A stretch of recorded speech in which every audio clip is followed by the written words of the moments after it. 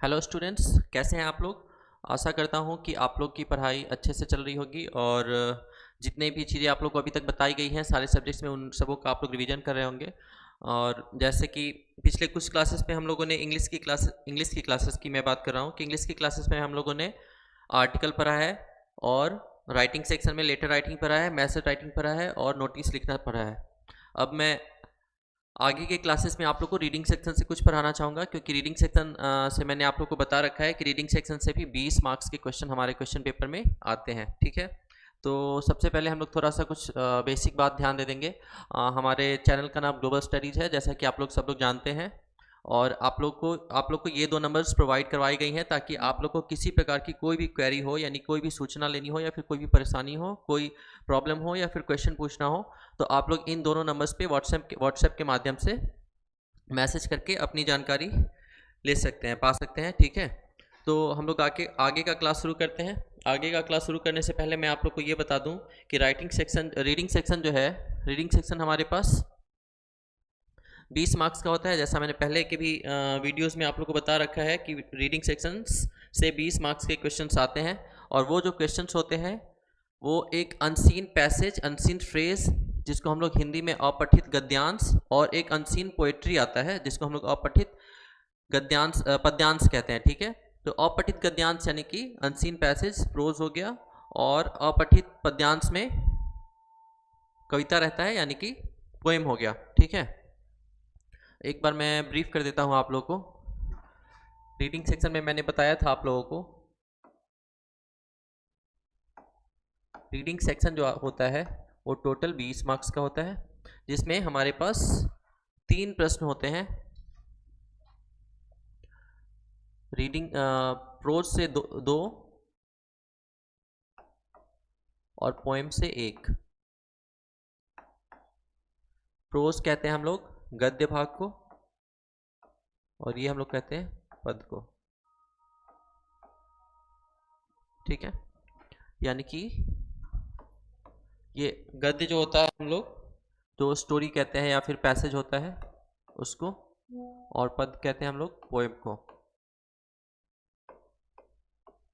ठीक है, तो ये जो स्टोरी से 2 क्वेश्चंस होते हैं और पोएम से 1 क्वेश्चंस होते हैं, ये जो 2 क्वेश्चंस यानी कि 2 पैसेजेस, ये एक पैसेज आप लोग को स्क्रीन पे दिख रहा होगा, तो ये जो पैसेज है ये अनसीन होता है। अनसीन कहने का मतलब कि आपने उससे पहले हो सके तो इस पद को कभी नहीं देखा हो। मतलब आमतौर पे इसका मतलब ये हुआ कि आपके टेक्स्ट बुक से, यानी कि जो किताबें आप लोग के पास है पनोरमा या फिर पनोरमा रीडर, उस बुक से ये नहीं रहती हैं, किसी दूसरे इंग्लिश के लिटरेचर बुक से या फिर कहीं भी इंग्लिश के किसी आर्टिकल या नॉवेल से उठाया हुआ पद होता है। हो सकता है वो न्यूज़ का भी कोई पेपर क्लिप से आया हो या फिर किसी ने कुछ बात कही हो उससे लिया गया हो।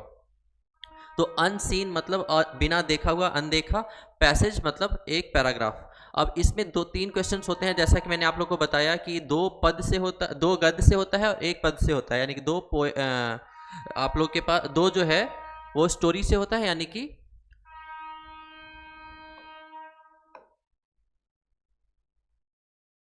फ्रेज से, और 2 पोएम से। ठीक है, तो इसमें जो फ्रेज से जो 2 अनसीन पैसेज लिया जाता है उसमें हमारे पास जो प्रश्न होते हैं वो 7-7 मार्क्स के होते हैं। तो ये 2 हो गए, तो 2 में अगर 2 प्रश्न 7 मार्क्स के होंगे तो 14 मार्क्स के हो गए। और जो पोएम से जो सेक्शन लिया गया होता है वो होता है 6 मार्क्स का। ठीक है, तो 14 मार्क्स ये हो गए और 6 मार्क्स पोएम वाला हो गया। टोटल कितने मार्क्स हो गए? 20 मार्क्स हो गए। इसलिए मैंने बोला कि राइटिंग सेक्शन से 20 मार्क्स जो है वो इंपॉर्टेंट होते हैं, उसको हम लोग को देखना है और अच्छे से समझना है।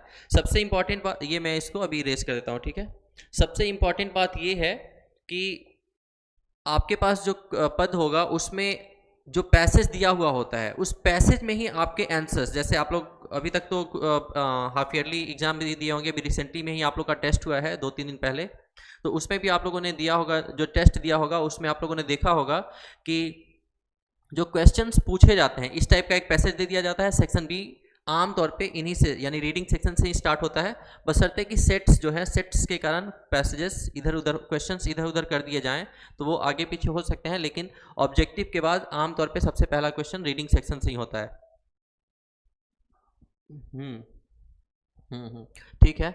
तो इसमें हम लोग ये देखेंगे कि ये जो इस पे डिपेंडेंट जो क्वेश्चंस आते हैं हमारे पास, उसके आंसर्स इसी फ्रेज में यानी कि इसी पैराग्राफ में होते हैं। ठीक है, तो हम लोग को बस ध्यान क्या देना है कि वो थोड़ा सा माइनर चेंजिंग करके, जैसे सेंटेंस के डिजाइनिंग में जब हम लोग करते हैं, तो उसमें जो माइनर जनरल नॉलेज भी, जो जनरल इंग्लिश की नॉलेज की भी जो ज़रूरत होती है, उस थोड़ा सा भी अगर नॉलेज है इंग्लिश का, तो उसकी मदद से हम लोग का उस उत्तर को अच्छे से लिख सकते हैं। तो ऐसा जो फ्रेज रहेगा उसमें 3 प्रश्न रहेंगे। उन 3 प्रश्नों में आप लोग सबसे पहले क्या करेंगे कि सबसे पहले कोई भी फ्रेज जब आए, यानी कि ये जो क्वेश्चन आया, मान लो हमारे पास एक ये प्रश्न आया रीडिंग का, ये ठीक है। अब हम लोग इसको बनाने चलते हैं। तो सबसे पहले हम लोग क्या करेंगे, सेक्शन बी आया हमारे पास, रीडिंग सेक्शन का एक प्रश्न आया। तो सबसे पहले जो भी पैराग्राफ है, देखो सारे क्वेश्चंस में और करके यानी कि या करके ऑप्शंस रहते हैं। पहले में भी 2 रहेगा और दूसरे में भी 2 रहेगा और तीसरे यानी कि पोएम से भी 2 रहेगा। उन 2 क्वेश्चंस में से कोई एक बनाना होता है।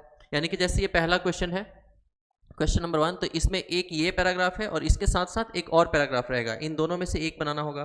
फिर जो सेकंड क्वेश्चन होगा उसमें भी 2 अलग अलग पैराग्राफ्स दिए होंगे और उन दोनों पैराग्राफ्स पे डिपेंडेंट क्वेश्चंस होंगे, तो उनको उन दोनों में से भी फिर एक बनाना होगा। और फिर जो तीसरा होगा वो पोएम होगा, उसमें भी 2 पोएम के स्टैंजास दिए होंगे, यानी कि पोएम के पैराग्राफ्स दिए होंगे। उन 2 पोएम के पैराग्राफ्स में से किसी एक को हम लोगों को क्या करना है, ऑप्ट करना है। कोई ये गलती नहीं करेंगे कि दोनों क्वेश्चंस बनाने लगे। ठीक है, तो ये प्रश्न आया हमारे पास। तो सबसे पहले हम लोग क्या करेंगे, सबसे पहले इसके हम लोग क्वेश्चंस देखेंगे कि इसमें क्वेश्चंस क्या क्या पूछे हैं। ये स्टैंजा पढ़ने से पहले, ये पैराग्राफ पढ़ने से पहले हम लोग सबसे पहले इस पे जो क्वेश्चंस हैं, देखो जैसे ये पहला क्वेश्चन है, तो पहला क्वेश्चन में एक पैराग्राफ ये दिया गया, उसके बाद उस पर आधारित ये 4 प्रश्न पूछे गए। देखो तो कितने मार्क्स के हैं, 2 मार्क्स, 2 मार्क्स, 2 मार्क्स और 1 मार्क्स। कितने मार्क्स हो गए, ये 7 मार्क्स हो गए। फिर और लिखा हुआ है, और लिखने का मतलब, और लिखने का मतलब कि या, और का मतलब होता है या, ये एंड नहीं होता है। और का मतलब एंड, इंग्लिश में जब एंड लिखते हैं तो उसका मतलब और होता है हिंदी में, लेकिन जब इंग्लिश में और लिखते हैं तो उसका हिंदी में मतलब या होता है। और या का मतलब तो आप लोग अच्छे से जानते हैं कि इन दोनों में से कोई एक। ठीक है, तो इन दोनों में से कोई एक बनाना है। तो देखो ये दूसरा स्टैंजा दिया हुआ है और दूसरे स्टैंजा पे रिलेटेड भी हमारे पास ये 4 प्रश्न हैं। तो हम लोग क्या करेंगे, किसी एक को बनाएंगे। तो हम लोग सबसे पहला देख लेते हैं। तो मैं बता रहा था कि सबसे पहले आप लोग क्वेश्चंस पढ़ेंगे। जैसे 2 स्टैंजास दिए हुए हैं, 2 पैराग्राफ्स दिए हुए हैं, इन दोनों पैराग्राफ्स में से, हाँ देखो स्टैंजा किसको कहते हैं, जब भी पोएम हम लोग कोई लिखते हैं, पोएम हम लोग कोई पढ़ते हैं, तो पोएम में जो पैराग्राफ्स होते हैं, जैसे देखते हो ना 3-4 लाइन्स की एक पैराग्राफ होती है, फिर थोड़ा सा गैप होता है और उसके बाद दूसरी पैराग्राफ शुरू हो जाती है। तो ये जो एक पैराग्राफ पोएम का होता है उसको हम लोग स्टैंजा कहते हैं। क्या कहते हैं, स्टैंजा।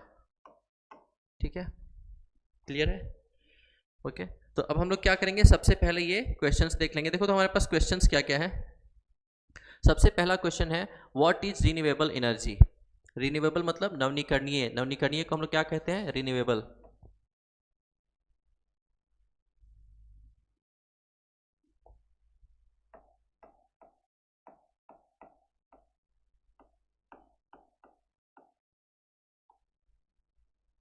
नवनीकरणीय को हम लोग क्या बोलते हैं, रिन्यूएबल। ठीक है,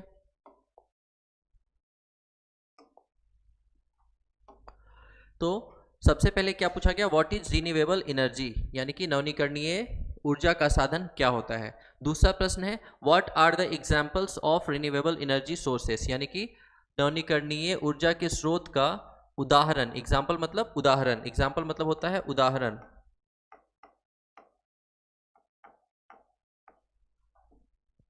नवनीकरणीय ऊर्जा के स्रोतों का, सोर्स का मतलब होता है स्रोत, स्रोत मतलब जहां से वो प्राप्त होता है। तो नवनीकरणीय ऊर्जा के स्रोतों का उदाहरण क्या क्या है, तो इसका उत्तर हम लोगों को कहाँ मिलेगा, इस पोएम के इस फ्रेज के पैराग्राफ में। फिर तीसरा प्रश्न है, what is the main advantages of renewable energy. क्या बोला गया कि जो मुख्य एडवांटेज कहते हैं बेनिफिट्स को, यानी नवनीकरणीय ऊर्जा के एडवांटेजेस मतलब कि इसके फायदे, एडवांटेजेस कहते हैं फायदों को, इसके फायदे क्या क्या है। और चौथा प्रश्न है हमारे पास, give two examples of harmful air pollution. Harmful मतलब होता है जो नुकसानदायक हो, और एयर पोल्यूशन कहते हैं हम लोग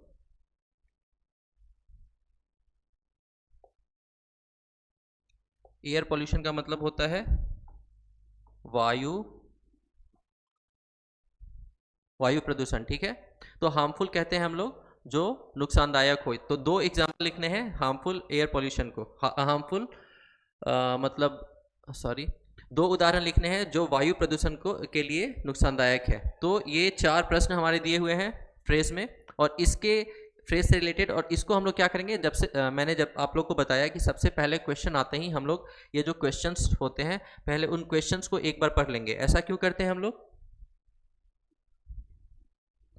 ऐसा इसलिए करते हैं कि हमें पता हो कि हमें जब हम लोग इस पैराग्राफ को पढ़ेंगे तो जो क्वेश्चंस पूछे जाने हैं वो क्या है, और ये जब पहले पता हो जाएगा तो हम लोग जब भी वो लाइन आएगा यानी कि इस प्रश्न से रिलेटेड जब उत्तर आएगा तो हम लोग उसको क्या करेंगे, पेंसिल से अंडरलाइन कर लेंगे। पेंसिल सब लोग के पास रहता है, एग्जाम में होना ही चाहिए। और देखो, pencil, pen, black pen, blue pen, दो ब्लैक पेन, दो blue pen, pencil, rubber, sharpener और स्केल, ये सारी चीज़ें आपके पास होनी चाहिए एग्जाम के टाइम। पेंसिल इसलिए भी क्योंकि आप जब ड्राइंग बनाते हैं, इंग्लिश में नहीं लेकिन दूसरे सब्जेक्ट्स में जैसे साइंस में या फिर मैथ्स में, तो आमतौर पे ड्राइंग जो है वो पेंसिल से बनानी चाहिए। तो आप लोग को ये बताया गया कि पहले आप लोग क्वेश्चंस को पढ़ लेंगे। क्वेश्चंस को पढ़ने से हमें बेनिफिट क्या होगा कि जब हम लोग पैराग्राफ पढ़ना शुरू करेंगे तो हमें किन प्रश्नों के उत्तर देने हैं, तो उन प्रश्नों से संबंधित जो उत्तर हम लोग को फ्रेज में पढ़ते टाइम मिलेगा उसको हम लोग पेंसिल से क्या कर लेंगे, अंडरलाइन। तो हमने प्रश्न पढ़ लिए, क्या पढ़ा हमने, व्हाट इज रिन्यूएबल एनर्जी यानी नवीकरणीय ऊर्जा क्या होती है। उसके बाद दूसरा है what are the examples of renewable energy sources यानी नवीकरणीय ऊर्जा के स्रोतों के उदाहरण क्या हैं। और तीसरा है what is the main advantages of renewable energy यानी कि नवीकरणीय ऊर्जा के फायदे क्या क्या हैं। और चौथा है give two examples of harmful air pollutants यानी कि वायु प्रदूषण करने वाले जो नुकसानदायक पॉल्यूटेंट्स हैं उनके बारे में, उनका दो उदाहरण क्या करना है, लिखना है। ठीक है, अब हम लोग वापस आ जाते हैं अपने पैराग्राफ पे। अब देखो तो पैराग्राफ में क्या है, हम लोग इसको पढ़ना स्टार्ट करते हैं।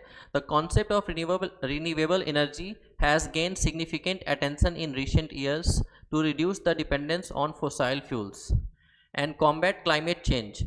Solar, wind, hydroelectric, geothermal and biomass are examples of renewable energy sources। अब देखो तो यहाँ तक हम लोग अभी तक पढ़े हैं, लेकिन हम लोग को किसी भी प्रश्न का, अपने प्रश्नों का प्रश्न क्या क्या था, what is renewable energy, what are the examples of renewable energy sources, उसके बाद दो एयर पॉल्यूटेंट्स लिखने थे, और एक प्रश्न क्या था, what is the main advantages of renewable energy. ठीक है, तो यहाँ तक हम लोगों ने पढ़ लिया। देखो, मैं जानता हूं कि बच्चों को इंग्लिश पैराग्राफ का जो ट्रांसलेशन है वो करने में काफ़ी परेशानी होती है, खास करके हमारे बिहार बोर्ड के बच्चों को। तो उसके लिए जिनको थोड़ा बहुत भी करने आता है वो तो समझ जाएंगे, लेकिन जिनको बिल्कुल नहीं आता है वो एटलीस्ट उनको अक्षर बोध तो शब्द बोध तो होगा। तो शब्द बोध होगा तो हम लोग क्या करेंगे, सबसे पहले देखो तो ये लिखा हुआ क्या है, The concept of renewable energy has gained significant attention in recent years to reduce the dependence on fossil fuels and combat climate change। यानी कि जो नवीकरणीय ऊर्जा है उसका कॉन्सेप्ट, उसके बारे में जो चर्चा है वो इधर बीते हुए कुछ सालों में काफ़ी ज़्यादा चर्चा में आया है काफ़ी ज़्यादा चर्चा में आया है। और उसका कारण है कि जो रिन्यूएबल एनर्जी होता है वो फोसाइल्स फ्यूल्स किसको कहते हैं, फोसाइल्स फ्यूल्स कहते हैं हम लोग मरे हुए जीव जंतुओं और पौधों का जो अवशेष होता है वो काफ़ी साल पहले जब पृथ्वी पर प्रलय आया था और वो ज़मीन के अंदर चली गई थी, तो उनको हम लोग कहते हैं फोसाइल फ्यूल्स। और उनके कारण से हमें जैसे कोयला हो गया, पेट्रोलियम हो गया, फिर जितने भी पेट्रोलियम प्रोडक्ट्स हैं वो इन फोसाइल फ्यूल्स के कारण ही हमें मिलते हैं, या फिर नेचुरल गैस हो गया, ये सारे हम लोग को फोसाइल फ्यूल्स के कारण ही मिलते हैं। तो बोला गया कि उनके कारण हमारा जो डिपेंडेंसी यानी कि हम लोग जो डिपेंडेंट थे फोसाइल फ्यूल्स पे उसमें कमी आई है, और जिसके कारण क्लाइमेट चेंज यानी कि क्लाइमेट मतलब क्या होता है, वातावरण। ठीक है, तो वातावरण यानी कि हमारा जो आसपास का वातावरण है उसमें जो बदलाव हो रहा था वो भी क्या हुआ है, उसमें भी सुधार हुआ है। उसके बाद बोला गया solar, wind, hydro electric, geothermal and biomass ये 5 एग्जाम्पल्स दिए गए are examples of renewable energy sources. अब बताओ तो, अच्छा ये फोसाइल फ्यूल्स तो मैंने आप लोग को बस समझाने के लिए अंडरलाइन कर दिया था, लेकिन हम लोग को करना क्या है, मैंने क्या बोला था, प्रश्न आप लोग पढ़ेंगे, प्रश्न पढ़ने के बाद जो प्रश्न से रिलेटेड उत्तर होगा उसको हम लोग पेंसिल से क्या कर लेंगे, अंडरलाइन। तो हमें 2 उदाहरण लिखने थे ना, तो उसमें से देख लो क्या क्या हो गया, solar, wind, hydro electric, geothermal and biomass are the examples of renewable energy. ये प्रश्न पूछा गया है ना, चौथा प्रश्न, तीसरा प्रश्न था ये, नहीं चौथा प्रश्न था ये, ठीक है। उसके बाद बोला गया these sources are considered renewable because, देखो यहाँ से हमारा पहला आंसर मिल जाएगा, these sources are considered renewable, यानी कि इन सोर्सेस को हम लोग रिन्यूएबल कहते हैं, क्यों, बिकॉज मतलब क्यों, दे can B replenish naturally unlike fossil fuels, यानी कि क्योंकि वो रिप्लेनिश यानी कि वापस से नए किए जा सकते हैं नेचुरली, नेचुरली मतलब प्राकृतिक रूप से, अनलाइक फोसाइल फ्यूल्स, यानी कि जैसा कि फोसाइल फ्यूल्स के साथ संभव नहीं था। अच्छा बताओ, मैंने अभी भी बताया कि फोसाइल फ्यूल्स कहते हैं जो प्रलय, बहुत साल पहले, जैसा कि हम लोग जानते हैं कि पृथ्वी पे प्रलय आई थी, ऐसी अवधारणा है, ठीक है, मतलब साइंटिफिक प्रूफ भी है और स्टडीज़ भी हैं। तो बहुत साल पहले जब पृथ्वी पे प्रलय आई थी, तो जो पृथ्वी पे जीव थे और उन जीवों में जो चलने फिरने वाले होते हैं वो भी, और साथ ही साथ पेड़ पौधे भी तो जीव ही है ना, तो वो सब दब गए, तो वो सारे दब गए, ज़मीन के अंदर चले गए, तो उनसे अब हजारों सालों के बाद उनके अवशेषों से हमें जो ऊर्जा मिलती है, अब जैसे जो लकड़ी या पेड़ पौधे थे, लकड़ी वाली जितने भी जीव थे, जैसे कि पेड़ पौधे हो गए, तो उनसे हमें कोयला मिला, और जो जीव जंतु थे उनके अवशेषों से हमें पेट्रोलियम और पेट्रोलियम प्रोडक्ट्स मिलते हैं, ठीक है। तो ये तो रिन्यूएबल, यानी कि इन चीज़ों को दोबारा से खुद से बनाया तो नहीं जा सकता है, ना ही प्राकृतिक रूप से ये बन सकते हैं, इसलिए ये सारे यानी कि फोसाइल फ्यूल्स पे डिपेंडेंट जितने भी हमारे पास सोर्सेस ऑफ एनर्जी हैं वो रिन्यूएबल नहीं है, यानी कि उनको हम लोग रिन्यू नहीं कर सकते, नया फिर से नहीं कर सकते, नवीनीकरणीय नहीं है वो लोग, वो सारे। तो बोला गया कि उनको ये रिन्यूएबल एनर्जी कहते किसको हैं, क्योंकि वो वापस से नए किए जा सकते हैं, रिप्लेनिश नेचुरली, यानी कि फिर से उनको नया किया जा सकता है, अनलाइक फोसाइल्स फ्यूल्स, यानी कि जो कि फोसाइल्स फ्यूल्स के केस में संभव नहीं था, which take millions of years to form and are finite. मैं इसको थोड़ा सा अंडरलाइन कर दे रहा हूँ ताकि आप लोग को समझा सकूँ। मुझे पता है कि बहुत सारे बच्चों को फोसाइल्स फ्यूल्स का मतलब नहीं पता होगा। Which takes millions of years to form and are finite. अभी अभी मैंने बताया कि फोसाइल फ्यूल्स जो हैं वो बहुत हजारों साल पहले, इसलिए बोल दिया गया मिलियंस, यानी कि ये काउंटेबल नहीं है, कोई फिक्स नंबर नहीं है, लेकिन अनुमान लगाया गया है कि अनुमानतः इतने सालों पहले, तो इसलिए बोला गया मिलियंस। कितने मिलियन ये हमें नहीं पता, मिलियंस ऑफ ईयर्स, यानी कि बहुत साल पहले, बहुत साल समय लगता है इनको बनने में, और ये फाइनाइट है। फाइनाइट का मतलब होता है कि एक मात्रा में, फिक्स मात्रा में, उसको हम लोग क्या कहते हैं, फाइनाइट, यानी कि उनकी मात्रा सीमित हो, जो इसको कह सकते हैं सीमित मात्रा में, सीमित या फिर फिक्स, तो ये सीमित मात्रा में है। उसके बाद देखो क्या बोला गया, one of the main advantages of renewable energy is that it is environmentally friendly. क्या बोला गया कि इसका जो एक मेन एडवांटेज का मतलब होता है बेनिफिट, एडवांटेज का मतलब क्या होता है, बेनिफिट। तो देखो ये भी हमारा दूसरा प्रश्न था ना, what are the advantages of renewable energy, देखो सेकंड था ना, व्हाट आर द एग्जांपल्स, ये एग्जांपल्स था। उसके बाद तीसरा प्रश्न जो है हमारे पास, what are the advantages of renewable energy. तो इसमें क्या हो गया, वन ऑफ द मेन, देखो one of the main advantages of renewable energy is that it is environmentally friendly, ठीक है। देखो 2 उत्तर हमारे यहाँ मिल रहा है। फिर तीसरा क्या बोला गया, उसके आगे क्या बोला गया, renewable energy sources do not produce green house gases which contribute to climate change, यानी कि जो रिन्यूएबल एनर्जी है वो ग्रीन हाउस गैसेस प्रोड्यूस नहीं करते जो कि क्लाइमेट चेंज में कंट्रीब्यूट करते हैं। देखो ग्रीन हाउस इफेक्ट क्या होता है, ये सब आप लोग के साइंस का पार्ट है, और ये फ्रेज भी जो है वो साइंस का ही है, और एसएसटी में भी आप लोग ले सकते हैं। वैसे भी एसएसटी भी जो है वो एक, इसीलिए पहले उसको सोशल स्टडीज़ कहा जाता था, लेकिन अब वो सोशल साइंस बोला जाने लगा है, क्योंकि हम ऐसा मानना क्या है, फैक्ट है कि जो सोशल साइंस है यानी कि जो सामाजिक अध्ययन था उसमें भी हमें साइंस की चीज़ें पढ़ने के लिए मिलती है, खास करके ज्योग्राफी में। हिस्ट्री में नहीं रहती है, लेकिन ज्योग्राफी में खास करके हमारे पास क्या है, साइंटिफिक चीज़ें ही पढ़नी है। बायोडाइवर्सिटी के बारे में पढ़ना है, फिर से क्या कहते हैं, अलग अलग जीवों के बारे में पढ़ना है, अलग अलग क्लाइमेट्स के बारे में पढ़ना है, फिजिकल यानी कि भौतिक रूप से किस जगह पे कैसा वातावरण है, ये सब पढ़ना है। तो ये सब साइंस का पार्ट है, इसीलिए सोशल स्टडीज़ को चेंज करके सोशल साइंस कर दिया गया। अब सामाजिक अध्ययन नहीं होता है, सामाजिक विज्ञान हम लोग पढ़ते हैं, ठीक है।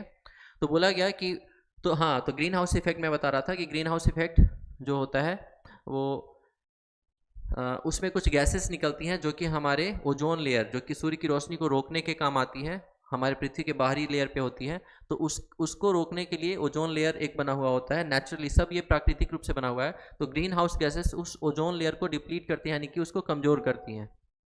तो इसीलिए ग्रीन हाउस गैसेस जो है वो खतरनाक होती हैं क्लाइमेट चेंज के लिए, ठीक है। उसके बाद हमारा है दे also do not produce harmful air pollutants like sulphur dioxide and nitrogen oxide. देखो ये भी, इसको भी हम लोग अंडरलाइन कर लेंगे। They also do not produce, देखो, harmful air pollutants like sulphur dioxide and nitrogen oxide, ठीक है। यानी कि ये दो, देखो, दो एयर पॉल्यूटेंट्स का एग्जांपल मांगा गया था, ये भी हमें मिल रहा है। तो हमने पहले से प्रश्न पढ़ लिया है, इसलिए हमें सुविधा हो गई। 4 प्रश्न थे। पहला था what is renewable energy. Renewable energy का हम लोग के पास जो इसका डिफिनीशन है वो हमें मिल गया। देखो यहाँ पे रिन्यूएबल एनर्जीज, यहाँ पे ये हम लोग अंडरलाइन नहीं किए थे, because they can be replenished naturally unlike fossil fuels, ठीक है। एक प्रश्न हमारा वो यहाँ हो गया, दूसरा यहाँ हो गया, तीसरा यहाँ हो गया और चौथा यहाँ हो गया, ठीक है। तो अब हम लोग एक बार वापस से अपने प्रश्न पे आ जाएंगे। हमारे पास प्रश्न क्या क्या था, ठीक है। थोड़ा सा मैं इसको छोटा कर देता हूँ ताकि एक ही पेज पे सब आ जाए, ठीक है। अभी देखो, ठीक है।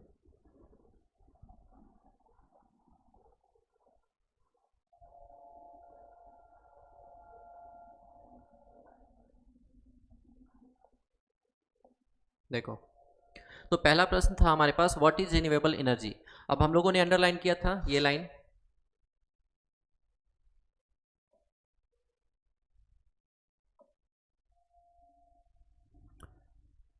देखो यहाँ पे हम लोग ने इसको अंडरलाइन किया था, solar, wind, hydro electric, geothermal and biomass are examples of renewable energy, ठीक है। और उसके बाद था these sources are considered renewable because they can be replenished naturally. तो व्हाट इज रिन्यूएबल एनर्जी, यानी कि रिन्यूएबल एनर्जी क्या होता है।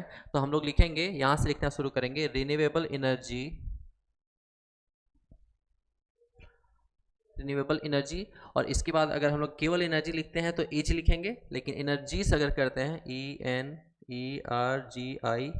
ENERGIES, अगर एनर्जीज करते हैं यानी कि उसको प्लूरल कर देते हैं क्योंकि इकलौता तो है नहीं, तो उसके बाद हम लोग आर लिखेंगे। तो हम लोग लिखेंगे रिन्यूएबल एनर्जी या, और लेकिन हमारे प्रश्न में क्या है, व्हाट इज है, इसलिए हम लोग इज से ही काम चला लेंगे। आर कर भी लेंगे, प्लूरल कर भी लेंगे तो भी कोई दिक्कत नहीं है, लेकिन फिर भी हम लोग ज़्यादा अपने से दिमाग नहीं लगाएंगे क्योंकि वैसे भी हमारे पास नॉलेज क्या है, कम है, ठीक है। तो रिन्यूएबल एनर्जी, उसके बाद देखो क्या लिखेंगे, renewable energy is the source of energy, source of energy यहाँ पे लिखेंगे द सोर्स ऑफ एनर्जी। उसके बाद लिखेंगे which can be replenished naturally. मैंने बताया था कि थोड़ा बहुत तो आपको सेंटेंस का फ्रेमिंग आना चाहिए। तो हम लोग ऐसे, अगर मान लो पूछा जाता है ना आप लोगों से कि व्हाट इज योर नेम, तो तुम लोग क्या बोलते हो, या तो सीधे सीधे अपना नाम बोल दोगे, लेकिन अगर करेक्ट फॉर्मेट ऑफ सेंटेंस में बोलेंगे तो क्या बोलेंगे, माई नेम इज, और उसके बाद जो भी है, राधा, गीता, सीता, मीना, जो भी है, ठीक है। तो हम लोग क्या बोलेंगे, व्हाट इज रिन्यूएबल एनर्जी। तो renewable energy is the source of energy which can be, which the renewable energy is source of energy which can be replenished naturally. बस इतना ही लिखना है। क्या लिखना है, रिन्यूएबल एनर्जी इज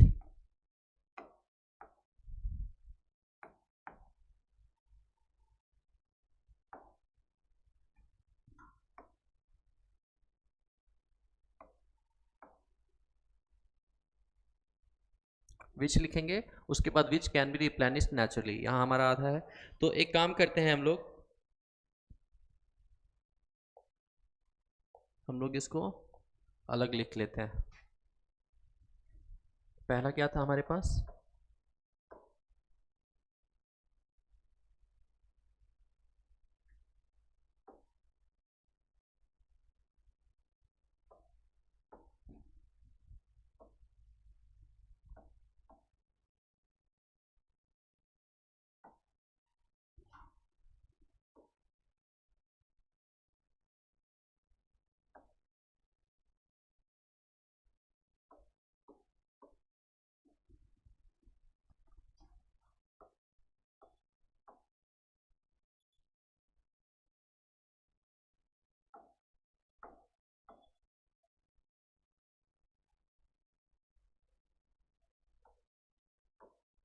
ठीक है, तो सबसे पहला उत्तर हमारे पास क्या हो जाएगा, renewable energy is the source of energy which can be replenished naturally. हमारे पास कुछ भी नहीं था, हमारे पास बस एक पैराग्राफ है, उस पैराग्राफ के माध्यम से हम लोगों ने क्या किया, उत्तर लिख लिया। Renewable energy is the source of energy which can be replenished naturally. ठीक है, क्या लिखा हमने, renewable energy is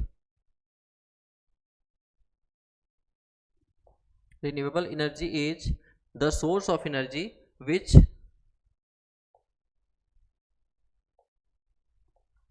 can be replenished naturally. Renewable energy is the source of energy which can be replenished naturally। बस इतना ही लिखना है, हमारा पहला का उत्तर हो जाएगा। उसके बाद देखो दूसरा प्रश्न क्या है, what are the example of renewable energy sources. What are the example of renewable energy sources. तो देखो एकदम साफ साफ यहाँ पे लिखा हुआ था कि solar, wind, hydroelectric, geothermal and biomass are the examples of renewable energy sources। are the examples of renewable energy sources। तो देखो तो यहाँ पे कुछ भी हम लोग को करना पड़ा क्या, हमारे पास एक प्रश्न था what are the examples of renewable energy sources। तो हम लोग कुछ भी नहीं करेंगे, बस लिखेंगे the examples of renewable energy sources is, ठीक है, सॉरी आर, क्योंकि एक से ज़्यादा है, are solar, wind, hydro electric, geothermal and biomass. बस इतना लिख देंगे। इतना भी नहीं कर सकते हैं तो भी क्या करेंगे, सीधे यहाँ से देखो, सीधे हू बहू ये लाइन उतार देंगे, solar, wind, hydro electric, geothermal and biomass are examples of renewable energy sources. यहाँ से यहाँ तक देखो तो बच्चे, कुछ भी करना पड़ा क्या, कितनी आसानी से हमें एक प्रश्न मिल गया, 2 मार्क्स वैसे ही फ्री में, यानी कि क्वेश्चन में ही आंसर है और हमें बस वहाँ से उसको पहचान कर उतार देना है। ठीक है, what are the examples of renewable energy sources, solar, wind, hydro electric, geothermal and biomass are example of renewable energy sources. 2 marks हमें ऐसे ही फ्री में आ गए। तो बस इसलिए मैंने बोला था कि एक बार पहले प्रश्न आप लोग पढ़ लीजिए, पढ़ने के बाद आप लोग जब पैराग्राफ रीडिंग लगाइएगा खुद आपको पता चल जाएगा कि कौन सा आंसर किसका होगा। थोड़ा बहुत आप लोगों से ग्रामेटिकल मिस्टेक्स हो सकती हैं, क्योंकि आप लोग को सेंटेंस का जो अरेंजमेंट है वो आप लोग अच्छे से नहीं कर पाते हैं, मुझे पता है, इसलिए थोड़ी सी प्रॉब्लम हो सकती है, लेकिन फिर भी आप लोग उत्तर तक पहुंच जाएंगे।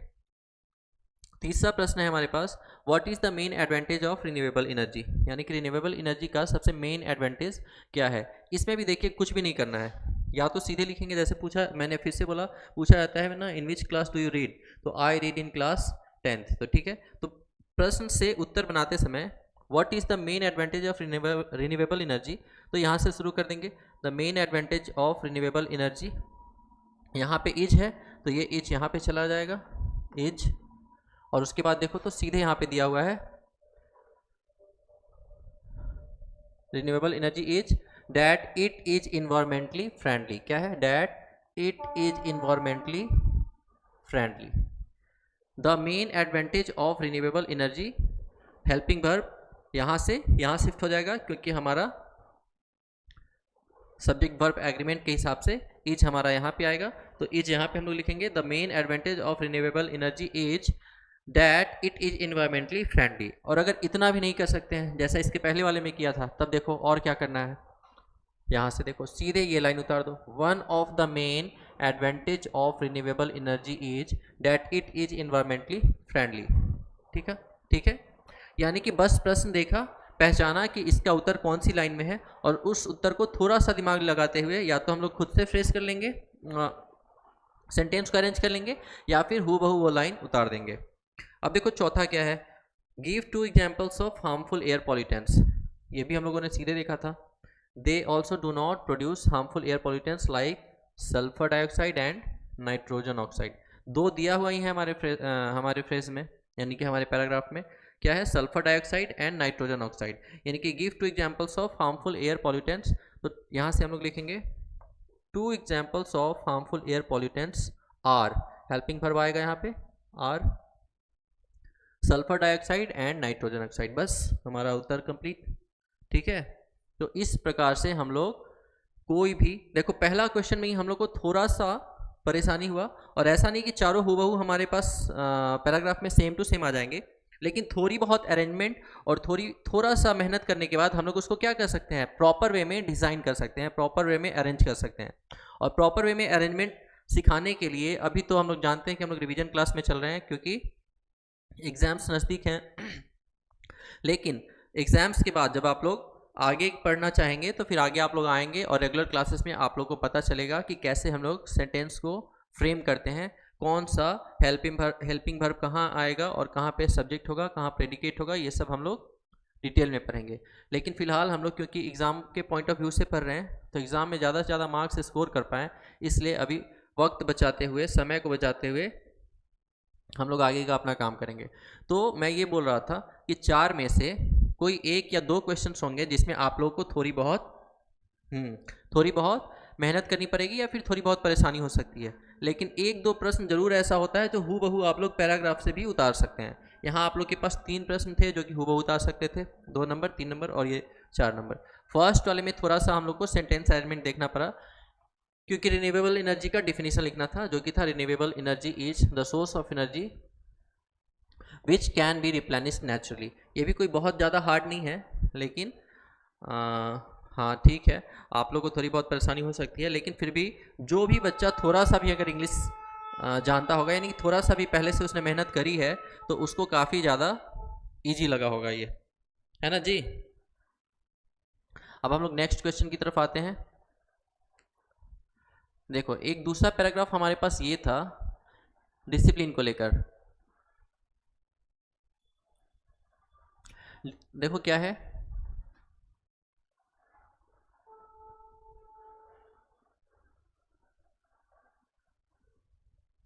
देखो discipline is the necessity of life, a man without discipline. अच्छा, पहले मैंने आप लोगों को क्या बताया था कि पहले आप लोग एक बार प्रश्न पढ़ लीजिए। प्रश्न क्या है? प्रश्न है व्हाट मस्ट हैव, एक मिनट,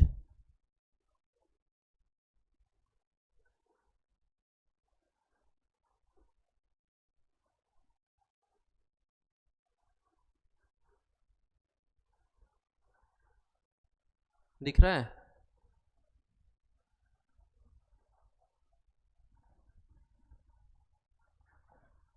ठीक है, अब देखो प्रश्न क्या है हमारे पास, what must we have if we want to achieve something in life. What must we have if we want to achieve something in life. दूसरा, यानी कि हमारे पास सबसे ज़रूरी क्या होना चाहिए जो कि हम अपने लाइफ में कुछ प्राप्त कर सकें या फिर कुछ अचीव कर सकें। दूसरा प्रश्न है what will be the condition of the world if there is no discipline, यानी कि दुनिया का हाल क्या होगा अगर उसमें डिसिप्लिन ना हो। तो डिसिप्लिन मतलब जानते हो ना बच्चों, शिष्टाचार। उसके बाद शिष्टाचार मतलब हमें कैसे रहनी चाहिए। शिष्टाचार का मतलब ये नहीं है कि बस हम लोग दिखावे मीन्स समाज में दिखावे के लिए जो बस करते हैं। शिष्टाचार का मतलब होता है कि हर चीज़ के प्रति हमारे पास एक तरीका होना चाहिए, एक सलीका होना चाहिए जो कि एक उच्च स्तर का सलीका हो। मतलब हमें कैसे व्यवहार करना है, कैसे बात करनी है, कैसे अपने आप को रिप्रेजेंट करना है, कैसे पहनना है, कैसे चलना है, या फिर कैसे अपने बड़ों से बिहेव करना है, कैसे छोटों से बिहेव करना है, और इंस्टीट्यूशनल वाइज यानी कि जहाँ पे भी हैं उस हिसाब से हमारा बिहेवियर कैसा होना चाहिए, हमारी बातचीत कैसी मर्यादित होनी चाहिए। इन सबों के बारे में ध्यान रखना ही क्या कहलाता है, शिष्टाचार। साथ में शिष्टाचार में और भी चीज़ आती हैं, जैसे कि साफ़ सफाई रखना, अपने आसपास के माहौल को साफ रखना। ये नहीं कि चॉकलेट खाया रैपर फेंक दिया बाहर, या फिर कुछ भी खा रहे हैं हाथ में रैपर है, या फिर किसी भी चीज़ में जैसे कागज़ का कोई भी चीज़ है कागज़ में लेकर हम लोग खाते हैं, तो या फिर कोई भी बेचने वाला कुछ देता है हाथ में लेकर खा रहे हैं, फिर खाया और चलते चलते कहीं पे भी फेंक दिया, ये भी शिष्टाचार में नहीं आता है। मतलब हमारी जवाबदेही समाज के प्रति, प्रकृति के प्रति, व्यक्ति के प्रति और इस पूरे यूनिवर्स के प्रति यानी कि जीवन के प्रति क्या होनी चाहिए, उसको हम लोग डिसिप्लिन कहते हैं। तीसरा प्रश्न है where should society begin to inculcate discipline among its citizen. मतलब समाज को कहाँ अपने लोगों को यानी कि समाज में रहने वाले लोगों को इन्वॉल्व करना चाहिए डिसिप्लिन बनाने के लिए। चौथा है mention 2 important things for having a discipline society, यानी कि 2 महत्वपूर्ण चीज़ें जो कि एक डिसिप्लिन सोसाइटी में होनी चाहिए। डिसिप्लिन सोसाइटी यानी कि शिष्टाचार युक्त समाज बनाने के लिए होनी चाहिए। ये भी इससे रिलेटेड 2 चीज़ें लिखनी है। कितनी? 2। ठीक है, तो हम लोगों ने प्रश्न पढ़ लिया, अब हम लोग पैराग्राफ पढ़ेंगे। देखो पैराग्राफ में क्या है, discipline is the necessity of life. Discipline जो है वो जीवन का एक महत्वपूर्ण सबसे सबसे ज़रूरती चीज़ है, ठीक है। A man without discipline can achieve nothing worth while in life. मतलब अगर आप एक इंसान अगर अपने जीवन में कुछ प्राप्त कर भी लेता है लेकिन अगर उसके पास डिसिप्लिन नहीं है तो उसका लाइफ क्या है, बिल्कुल वेस्ट है। Discipline is the very important condition of progress stability. देखो यहाँ पे ये वाला line, discipline is very important condition of progress stability and strength. यानी कि जो शिष्टाचार है वो प्रोग्रेस के लिए, स्टेबिलिटी यानी कि स्थिरता के लिए, और स्ट्रेंथ मजबूती के लिए काफ़ी ज़रूरी है। Discipline is necessary in all walks of human life. यानी कि जो शिष्टाचार है वो मनुष्य के जीवन में हर जगह काफ़ी सहयोगी और काफ़ी ज़रूरत होता है। Without discipline there will be disorder and lawlessness. ये वाला लाइन देखो, without discipline there will be disorder and lawlessness. यानी कि बिना शिष्टाचार के हमारे सोसाइटी में जो है वो सब कुछ अस्त व्यस्त हो जाएगा। डिसऑर्डर का मतलब होता है कि कोई भी चीज़ अपने जगह पे सही सुचारू रूप से नहीं होना। जैसे कि मान लो कोई शिष्टाचार में नहीं रहे तो क्या करेगा, समाज में गंदगी ही फैलाएगा ना। मीन्स किसी से अभद्र व्यवहार करना, किसी को कुछ भी बोल देना, किसी को से अमर्यादित भाषा में बात कर लेना। तो बिना डिसिप्लिन के एक तो डिसऑर्डर होगा और लॉलेनेस यानी कि नियम कानूनों से कोई लेखा जोखा नहीं होगा। यानी कि नियम कानून का भी कोई फॉलो नहीं होगा, सारे नियम कानून ताक पे रख दिए जाएंगे। In a civilised society we can not live without having some regard for the welfare of others respect for authority is the basis of discipline. यानी कि एक सिविलाइज्ड सोसाइटी में, यानी कि एक अच्छे संस्कार वाले समाज में, we can not live without having some regard. हम लोग बिना किसी को आदर दिए या बिना किसी के प्रति आदर मन में रखे हम लोग अच्छे से रह नहीं सकते। For the welfare of others respect for authority is basis of discipline. दूसरों के सम्मान और उनकी सुरक्षा को ध्यान में रखते हुए हम लोग एक सभ्य सोसाइटी में बिना डिसिप्लिन के नहीं रह सकते। Children must obey their parents in schools and colleges, there must be discipline. बच्चों को भी अपने बड़ों की बात माननी चाहिए, अपने माता पिता की बात माननी चाहिए। स्कूल्स में और कॉलेजेस में भी डिसिप्लिन होनी चाहिए, अदरवाइज नहीं तो एजुकेशन विल सफ़र। यानी कि जो शिक्षा जो है वो क्या होगा, सफ़र करेगा, यानी कि परेशानी में आएगा। We find evidence of discipline all around us. हम लोगों को जो डिसिप्लिन है यानी कि शिष्टाचार है वो हमारे चारों तरफ देखने को मिलता है, उसके सबूत चारों तरफ देखने को मिलते हैं। Even in the world of nature and world of animals. अभी मैंने बोला even in the world of nature and the world of animals, यानी कि प्रकृति के दुनिया और जानवरों की दुनिया में भी डिसिप्लिन देखा जाता है। अभी मैंने बोला ना कि डिसिप्लिन का मतलब ये नहीं है कि केवल आपसी व्यवहार, हम कैसे बिहेव करते हैं, कैसे रहते हैं, कचरा कैसे फैलाते हैं, नहीं फैलाते हैं, साफ़ सफाई का ध्यान रखते हैं, अपने प्राकृतिक संपदा से यानी कि नदियों से, पहाड़ों से और जितने भी पेड़ पौधों से कैसे बिहेव करते हैं। बिहेव करना मतलब कि उनके प्रति हमारी रिस्पॉन्सिबिलिटी कैसी है, वे सभी क्या होते हैं, शिष्टाचार में ही गिने जाते हैं। Discipline help us to safeguard our interest and restraints as for misusing our liberty. और जो डिसिप्लिन है वो एक तरीके से सुरक्षा का ढांचा होता है, किनके लिए, लिबर्टी यानी कि हमारे मिसयूजिंग आवर लिबर्टी यानी कि हमारे क्या कहते हैं उसको, हमारी संपदा को मिसयूज करने से बचाता है। यानी कि हमारे पास जो भी चीज़ें हैं जो हमारे पूर्वजों से प्राप्त हैं या फिर नेचर से प्राप्त हैं उसको मिसयूज करने से क्या करता है, बचाता है। तो अब देखो तो हमारे पास प्रश्न क्या था, what must we have if we want to achieve something in life. तो हम अगर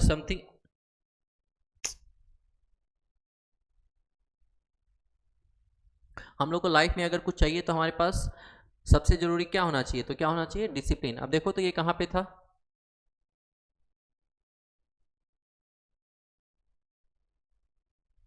अ मैन, यहाँ देखो, a man without discipline can achieve nothing worth while in life. यानी कि अगर हमें कुछ चाहिए लाइफ में अचीव करने के लिए तो हमारे पास क्या होना चाहिए, discipline. Discipline is very important condition of progress, stability and strength. Discipline is necessary in all walks of human life. Without discipline, there will be disorder and lawlessness. तो हम लोग क्या लिखेंगे? We must have, प्रश्न क्या पूछा गया? What must we have if we want to achieve something in life?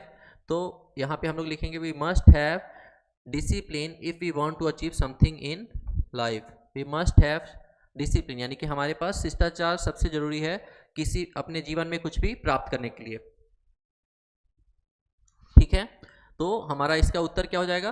What must we have में, या तो, और इसको अगर जिनको ज़्यादा दिक्कत है उत्तर देने में वो केवल डिसिप्लिन भी लिख सकते हैं। केवल डिसिप्लिन एक लाइन में भी लिख देंगे तो उनका उत्तर क्या हो जाएगा? कंप्लीट हो जाएगा। ठीक है, what must we have if we want to achieve something in life, तो उत्तर में या तो लिख देंगे केवल डिसिप्लिन, और नहीं तो जो ज़्यादा अच्छे से लिखना चाहते हैं वो लिखेंगे वी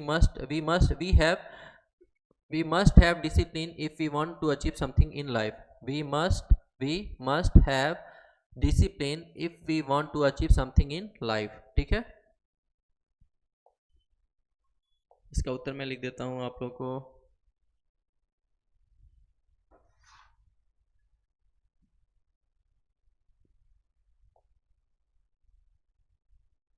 पहला का उत्तर है ना, सेकेंड पैराग्राफ का पहला।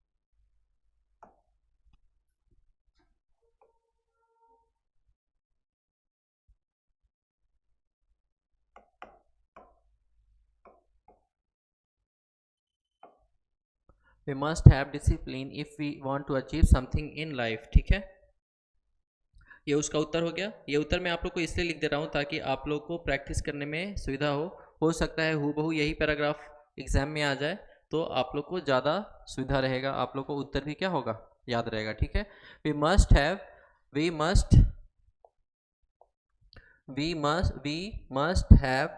Discipline if we want to achieve something in life. ठीक है, दूसरा प्रश्न हम लोग देखेंगे, what will be the condition of the world if there is no discipline. तो अगर दुनिया में डिसिप्लिन नहीं रहेगा तो दुनिया की क्या स्थिति रहेगी? तो यहाँ पे देखो तो क्या लिखा है, without discipline there will be disorder and lawlessness. क्या हो जाएगा? अगर डिसिप्लिन नहीं रहेगा तो वहाँ पे डिसऑर्डर यानी कि अव्यवस्थित चीज़ें हो जाएंगी और नियम कानून सारे तोड़ दिए जाएंगे। तो डिसिप्लिन काफ़ी ज़रूरी है दुनिया में स्थिरता और नियम कानून बनाए रखने में। ठीक है, तो पहला प्रश्न हम लोग का हो गया। हम लोग क्या देख रहे थे? What must we have if you want to achieve something in life. तो इसका उत्तर हम लोग के पास था discipline. We must have discipline if you want to achieve something in life. दूसरा प्रश्न है हमारे पास, what will be the condition of the world if there is no discipline. उसका उत्तर हम लोगों ने देखा था विदाउट, अगर हम लोग इसको अच्छे से लिखना चाहें तो लिख सकते हैं without discipline the condition of the world will be disordered and lawlessness. क्या लिख सकते हैं? विदाउट डिसिप्लिन, कहाँ गया? हाँ, ये रहा, without discipline the condition of the world will be disordered and lawlessness. ये हम लोग अगर उसको डिजाइन फ्रेम करना चाहें तो, और नहीं अगर आपको उतना नहीं करने में बन रहा है, उतना करने में आप सक्षम नहीं हो पा रहे हैं तो सीधे आप लोग यहाँ से लिख सकते हैं without discipline there will be disorder and lawlessness, यानी कि बिना शिष्टाचार के सारी चीज़ें अव्यवस्थित हो जाएंगी और नियम कानून नहीं रहेंगे। ठीक है, तीसरा प्रश्न है हमारे पास, where should society begin to include discipline among the citizen. यानी कि किसी सोसाइटी में where should society begin to inculcate discipline, यानी किसी सोसाइटी में जो डिसिप्लिन है वो एम्प्लॉय करने का, यानी कि शुरुआत करने का, उसको सही तरीके से सिखाने की शुरुआत कहाँ से कर सकते हैं।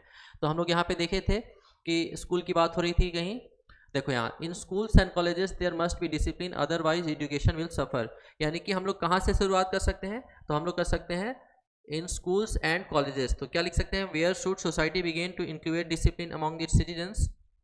तो हम लोग लिख सकते हैं the society a society begin to include discipline among the citizen, यहाँ से a society begin to include discipline among the citizen in schools and colleges, in school and colleges यहाँ तक, ठीक है। तो या तो हम लोग यहाँ से लिख सकते हैं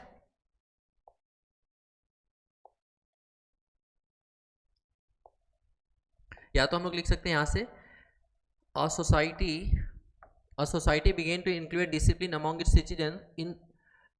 citizens in schools and colleges, ठीक है। और अगर आप इतना करने में सक्षम नहीं है तो आप सीधे सीधे लिख सकते हैं in schools and colleges there must be discipline otherwise education will suffer, या फिर लिख सकते हैं in schools and colleges a society begin to include discipline among the citizen, ठीक है। यहाँ से इन स्कूल, दो तरीके मैंने बताया आप लोगों को, यहाँ से शुरुआत कर सकते हैं in schools and colleges a society begin to include discipline among its citizens, ठीक है। उसके बाद चौथा प्रश्न है हमारे पास, mention two important things for having a discipline society, यानी कि दो महत्वपूर्ण चीज़ें जो कि डिसिप्लिन सोसाइटी के लिए जरूरी हैं। तो देखो, तो यहाँ पे हमने अंडरलाइन किया था इसको, some regards for the welfare of others and respect for authority is the basis of discipline, यानी कि दो महत्वपूर्ण चीज़ें जो एक डिसिप्लिन सोसाइटी बनाने के लिए जरूरी है। तो उसमें हम लोग क्या लिख सकते हैं, two important things for having a discipline society. तो क्या लिख सकते हैं, two important things for having a discipline society are some regards for the welfare of others, यहाँ पे कोमा नहीं, यहाँ पे एंड लिख देंगे हम लोग, and respect for authority is the basis of discipline, यहाँ पे एंड वैसे भी छूटा हुआ है पैसेज में, ठीक है। तो हमारे पास जो उत्तर होगा वो क्या हो जाएगा, सम रिगार्ड्स, यहाँ से हम लोग शुरू करेंगे, some regards for the welfare of others and respect for the authority is the basis of discipline,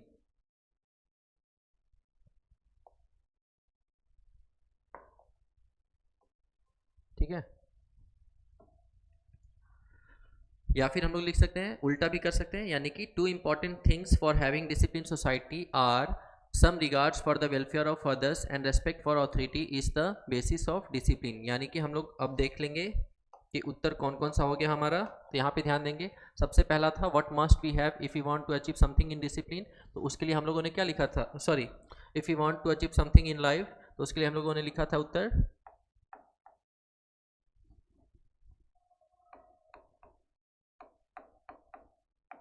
discipline, और नहीं तो हम लोग लिख सकते थे we must have discipline if you want to achieve something in life.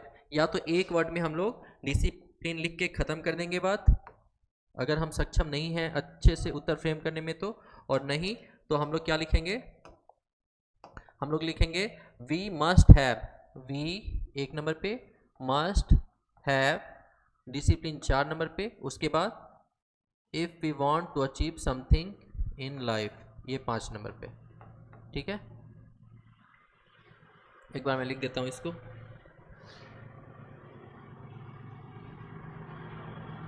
ये मैंने लिखा था ना शायद,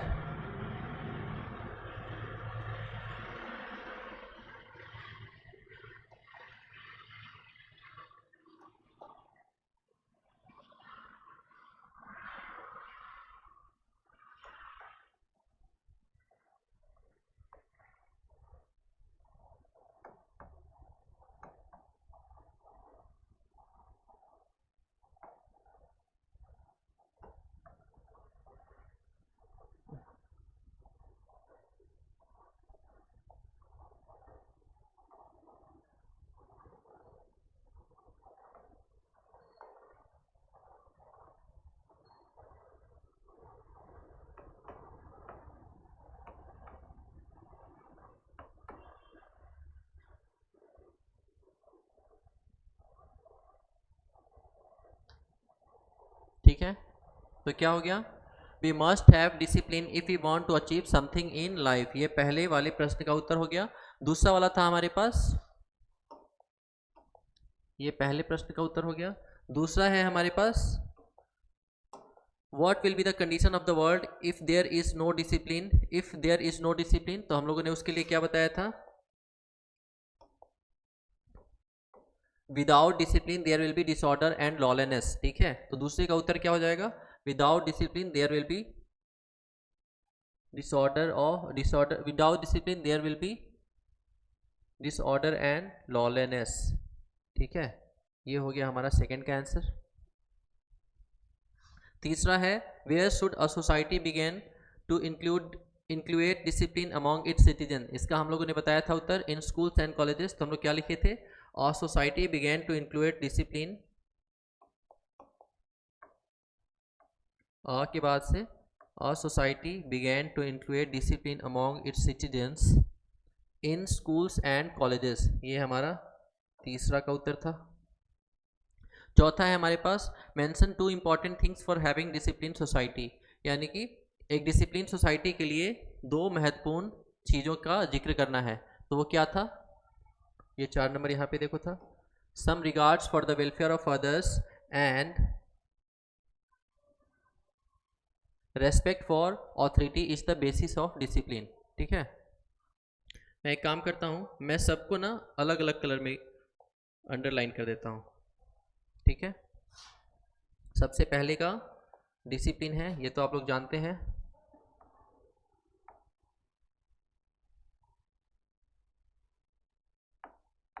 ठीक है, सेकंड वाले का, इसको ग्रीन से कर देते हैं।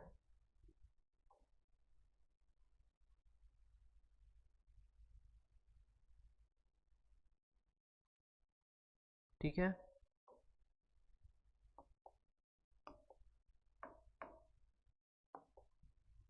थर्ड वाले को येलो से कर देते हैं। Where should society begin to include discipline among its citizens. तो यहाँ पे हम लोग सबसे पहले लिखेंगे, a society begin to include discipline among its citizens in, sorry,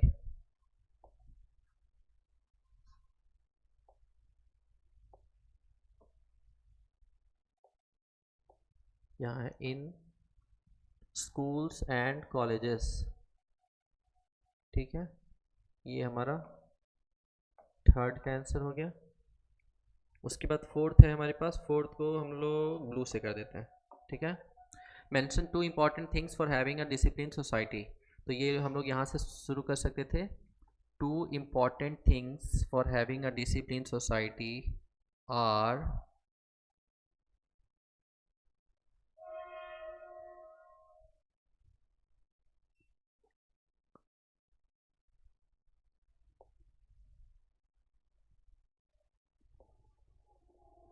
having some regards for the welfare of others, यहाँ पे एंड होगा, respect for the authority is basis of discipline। ठीक है,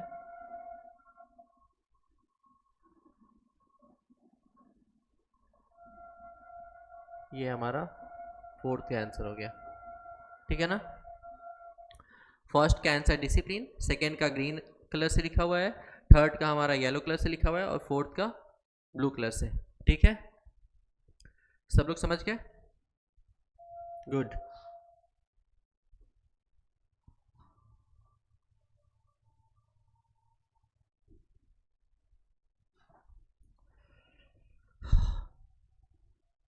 इसको इरेज कर दूं, आप लोग स्क्रीनशॉट ले सकते हैं, जो लोग ऑनलाइन देख रहे हैं आप लोग स्क्रीनशॉट ले सकते हैं। स्क्रीनशॉट लेकर आप लोग इसको पेज पे यानी कि कॉपी पे अच्छे से लिख सकते हैं, डिजाइन कर सकते हैं। मैंने काफ़ी डिटेल में बताया है। स्मार्ट बोर्ड पे लिखना थोड़ा सा डिफिकल्ट होता है, राइटिंग उतनी अच्छी से नहीं बन पाती है, लेकिन आप लोग इसको पेज पे लिखेंगे, उससे दो फायदे होंगे, एक तो आप लोग को याद होगा, दूसरा कि आप लोग आंसर करने का प्रैक्टिस भी आप लोगों का हो जाएगा। ठीक है, उसके बाद आगे हम लोग देखते हैं, ये दो फ्रेज हो गए, इसमें भी हम लोग उसके बाद एक पॉइंट देख लेते हैं। ठीक है, देखो, जैसा मैंने बताया कि दो जो है वो हमारे गद्य से होते हैं यानी कि पैराग्राफ होता है, और एक पोएम से यानी कि पद से होता है। तो जो पोएम होता है, पोएम आमतौर पे काफ़ी डिफ़िकल्ट होता है in the way of understanding, यानी कि समझने के लिए उसको थोड़ी सी ज़्यादा चेष्टा करनी पड़ती है, थोड़ा ज़्यादा मेहनत करना पड़ता है, थोड़ा अंडरस्टैंडिंग किसी भी नॉलेज की, किसी भी लैंग्वेज की अच्छी होनी चाहिए, चाहे आप हिंदी में पढ़ रहे हो तो या फिर इंग्लिश में पढ़ रहे हो तो। यानी कि हिंदी की कविता भी समझने के लिए आपको हिंदी की अच्छी नॉलेज होनी चाहिए, ठीक उसी तरीके से इंग्लिश की कविता को भी समझने के लिए आपके पास इंग्लिश की नॉलेज अच्छी होनी चाहिए। ओके, तो ये एक पोएम है, ये देखो, ये एक्चुअली ये पोएम जो है वो क्लास 7 में आप लोग पढ़े होंगे, अगर आपने पढ़ा है तो। क्लास 7 में एक पोएम है, इसका नाम भी मुझे याद था, हाँ, सिंपैथी। सिंपैथी नाम का एक पोएम है। उस पोएम से ये स्टैंजा लिया हुआ है। वैसे तो अनसीन मैंने बोला कि आपके टेक्स्ट बुक से नहीं होगा, लेकिन वो किसी और दूसरे बुक से हो सकता है। यहाँ पे अच्छी बात ये है कि ये पुराने क्लास से है, जो कि आपका पढ़ा हुआ है, अगर आप थोड़े से भी सिंसियर रहे होंगे तो, और अगर आप लोग को पढ़ाया गया होगा तो। लेकिन फिर भी अगर नहीं भी पढ़ा हुआ है तो भी हम लोग उसका उत्तर बखूबी दे सकते हैं, ठीक है। तो इसमें हम लोग देखते हैं क्या है poem. I lay in sorrow, deep distressed, my grief a proud man heard. His looks were cold, he gave me gold, but not a kindly word. My sorrow past, I paid him back. The gold he gave to me, then stood erect and spake my thanks, and blessed his charity. A lay in want, in grief and pain, a poor man passed my way. He bound my heads, he gave me bread. He washed me night and day. How shall I pay him back again for all he did to me? Oh, gold is great, but greater far is a heavenly sympathy. ठीक है, क्या बोला गया? देखो, poem पढ़ने का एक तरीका होता है, उसको हम लोग क्या कहते हैं, मतलब गाने के, मतलब लय में उसको पढ़ते हैं, जैसे बच्चों का राइम्स होता है ना, उसी तरीके से। तो पोएम में लिखा गया, आई ले इन सॉरो डीप डिस्ट्रेस्ड, यानी कि मैं, सॉरो कहते हैं दुख होने की भावना को, मतलब जब हम दुख जैसा फील कर रहे होते हैं तो उसको हम लोग सॉरो कहते हैं। तुम लोग मत होना अभी दुखी, हाँ। Deep distressed, my grief a proud man heard, his looks were cold, he gave me gold, but not a kindly word, my sorrow passed, I paid him back, the gold he gave to me, then stood erect and spake my thanks and blessed his charity. मतलब poet का कहना है कि मैं एक बार काफ़ी distressed कहते हैं जब आप काफ़ी तनाव, काफ़ी चिंता में रहते हैं, काफ़ी परेशानी में रहते हैं, उस कंडीशन को कहते हैं। ये एक मानसिक कंडीशन होता है, मानसिक फ्रेज होता है, जिसमें इंसान काफ़ी अपने आप को अकेला और बहुत परेशान पाता है। तो उस कंडीशंस की जिक्र की जा रही है इस पोएम में, कि मैं बहुत ज़्यादा गमगीन था, मैं बहुत ज़्यादा पेन में था, बहुत ज़्यादा दुख में था, और मेरे बगल से एक प्राउड मैन गुजरा। और मैं ये चीज़ें, एक प्राउड मैन कहते हैं जिसके पास काफ़ी संपत्ति हो, जो अपने संपत्ति के कारण घमंड में रहता हो, यानी कि उसको पैसे से ज़्यादा कोई भी चीज़ इंपॉर्टेंट नहीं लगती हो। तो यहाँ पे उसी मीनिंग में बोला गया है proud man. His looks were cold, तो वो एकदम ठंडे लुक से, लुक देखो, कोल्ड लुक कहने का मतलब होता है कोल्ड लुक देना, यानी कि आप किसी को भावना से नहीं देख रहे हैं, यानी कि आप किसी को भावना से उसके मानसिक स्थिति को उस भावना से नहीं जांच रहे हैं, बस आप देख रहे हैं कि हाँ, मतलब आप उससे बहुत ज़्यादा भावनात्मक जुड़ाव नहीं रख रहे हैं, मतलब ऐसे ही बस एक फॉर्मेलिटी के लिए। ही gave me gold but not a kindly word, उसने मुझे सोने दिए, यहाँ गोल्ड का तात्पर्य पैसे से है, यानी कि उसने मुझे पैसे दिए, लेकिन दया से भरा हुआ एक शब्द भी मुझसे उसने नहीं कहा। उसके बाद माई सॉरो पास्ट, मेरी तकलीफ़ ख़त्म हो गई, और फिर मैंने उसको वो पैसे रिटर्न कर दिए। क्या कर दिए? रिटर्न कर दिए। जैसे कि एक कोई इकोनॉमिकल कंडीशंस भी होती हैं, जिसमें कभी कभी इंसान के पास पैसे नहीं होने के कारण भी वो काफ़ी अपने आप को अकेला और दुखी पाता है। तो एक रईस इंसान ने, जो कि जिसको यहाँ पे प्राउड मैन बोला गया है, उसने उसकी मदद की, और लेकिन उससे ज़्यादा उसने कुछ नहीं कहा, और ना ही कोई सिंपैथी दिखाया उसने। लेकिन जब उसकी कंडीशन सही हो गई तो उसने उसको पैसे तो लौटा दिए, लेकिन उसके बदले में उसको सिंपैथी मिला नहीं था। तो जब उसकी, मतलब पोएट की स्थिति अच्छी हो गई, तो उसने उस प्राउड मैन के पैसे लौटा दिए। The gold he gave to me then stood erect and spoke my thanks. उसके बाद मैंने उसको लौटाने के बाद उसको थैंक्स बोला एंड ब्लेस्ड हिज चैरिटी, और उसके जो चैरिटी मतलब उसने जो उसको सहयोग किया था उसके लिए उसको काफ़ी आशीर्वाद दिया कि हाँ हाँ दूधो नहाओ फूतो फलो करके, ठीक है। उसके बाद उसके बाद क्या है देखो, alone in want in grief and pain a poor man passed my way, यहाँ पे कुछ गलत है, यहाँ पे अगेन होना चाहिए। Anyway, alone in want in grief and pain a poor man passed my way, he bound my head, he gave me bread. और एक बार फिर से वैसी ही कंडीशन आई जब मैं परेशान था, काफ़ी दुखी था, तो उस समय एक गरीब व्यक्ति वहाँ से गुजर रहा था और उसने मुझे देखा, मेरे दर्द को समझा और महसूस किया, वो मेरे बगल से गुजर रहा था। उसके बाद उसने he bound my head and gave me bread, और उसने मेरे सर पे हाथ सहलाया। जैसे जब भी कोई व्यक्ति किसी परेशानी या फिर किसी तकलीफ में होता है तो उसको सबसे ज़्यादा किस चीज़ की ज़रूरत होती है? सहानुभूति की। सिंपैथी का मतलब हिंदी में सहानुभूति ही होता है। तो कोई भी व्यक्ति जब किसी परेशानी में होता है तो पैसे से ज़्यादा उसको सहानुभूति की ज़रूरत होती है। ये डिपेंड करता है, हाँ ये डिपेंड करता है कि ज़रूरत किस तरीके की है, लेकिन फिर भी अगर पैसे की भी ज़रूरत है तो पैसे की ज़रूरत को पूरी कर उसकी पैसे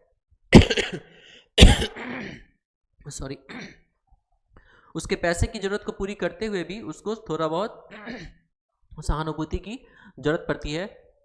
तो जब एक दोबारे से वो गमगीन हुआ तो एक गरीब आदमी उसके बगल से गुजर रहा था, तो उसने उसको अच्छे से सहानुभूति उसके साथ प्रकट की और उसने उसे खाने के लिए ब्रेड यानी कि खाने के लिए रोटी, यहाँ पे तात्पर्य ब्रेड यानी किसी रोटी से नहीं है, यह सिंबॉलिक है। इसका मतलब होता है कि उसने मुझे खाने के लिए अनाज या फिर खाना दिया, ठीक है। He watched me night and day, और उसके बाद उसने मेरी दिन रात देखभाल की। How shall I pay him back again for all he did to me, और ये चीज़ मैं उसको कैसे लौटाऊं? जैसे कि किसी ने तुमको पैसे दिए तुम्हारे कठिन परिस्थिति में, तो पैसे तो लौटाए जा सकते हैं, लेकिन कोई तुम्हारे साथ सिंपैथी देता है, तुम्हारे साथ सहानुभूति दिखाता है और तुम्हारी मदद करता है तुम्हारे मुश्किल समय में भी, तो उसको लौटाना काफ़ी क्या हो जाता है? मुश्किल है, यानी कि वो तो तुम लौटा नहीं सकते। Sorry.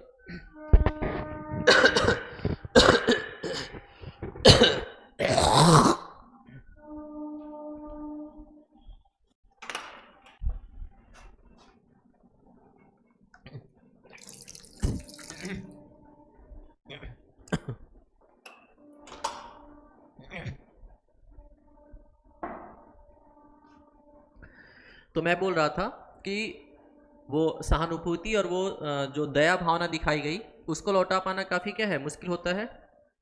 For all he did to me oh gold is great but greater far is heavenly sympathy.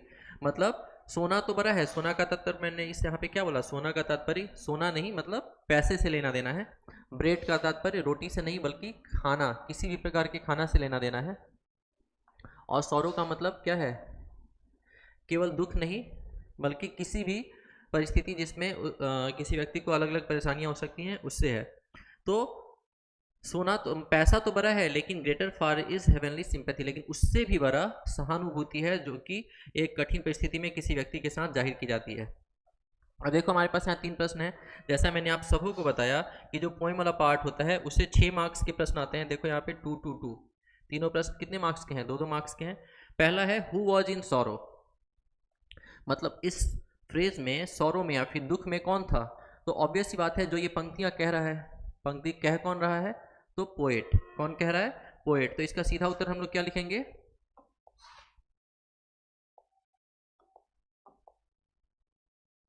उत्तर लिखेंगे हम लोग the poet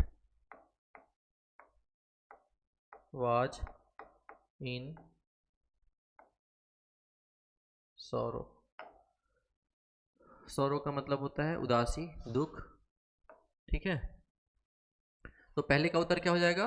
the poet was in sorrow. दूसरा प्रश्न क्या है? What did the proud man give to the poet?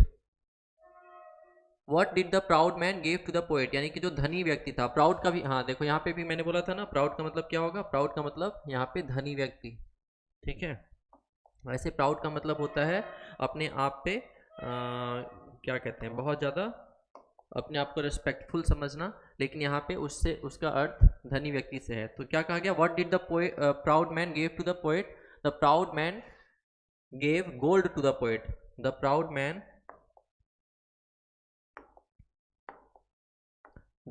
Man gave give जो है वो हमारा गेव हो जाएगा, क्यों? क्योंकि ये पास्ट टेंस में है, ठीक है। तो द प्राउड मैन, ये गिव के जगह पे क्या हो जाएगा? Gave gold to the poet, ठीक है। सेकेंड आंसर क्या हो जाएगा? द प्राउड मैन गेव, देखो तो वहाँ क्या दिया था उसने, his looks were cold, he gave me gold. उसने क्या दिया उससे? He gave me gold. क्या दिया? गोल्ड। गोल्ड का मतलब पैसा, लेकिन क्योंकि गोल्ड लिखा हुआ है इससे हम लोग गोल्ड ही लिखेंगे, ओके। उसके बाद है विच इज ग्रेटर, गोल्ड और सिंपैथी। तो देखो तो यहाँ पे क्या लिखा था, oh gold is great but greater far is heavenly sympathy. देखो ये ग्रेट है, लेकिन उससे भी बड़ा क्या है? ग्रेटर फार, उससे भी बड़ा क्या है? हेवनली सिंपैथी, सिंपैथी उससे बड़ा है। तो क्या यहाँ पे उत्तर होगा? विच is great, which is greater, gold और सिंपैथी। तो आप लोग लिखेंगे यहाँ पे सिंपैथी इज ग्रेटर। क्या लिखेंगे? सिंपैथी पहले लिखेंगे, सिंपैथी इज ग्रेटर, ठीक है। तो ये हमारा एक पोएम से फ्रेज हो गया, ठीक है। इसका आप लोग स्क्रीनशॉट ले लो, उत्तर भी मैंने लिख दिया। अगर आप लोग बोलोगे तो मैं इसको लिख देता हूँ।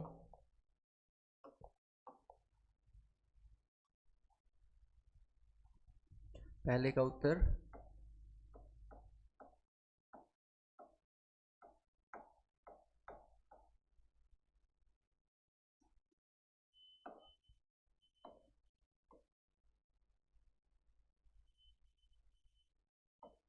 The poet was in sorrow.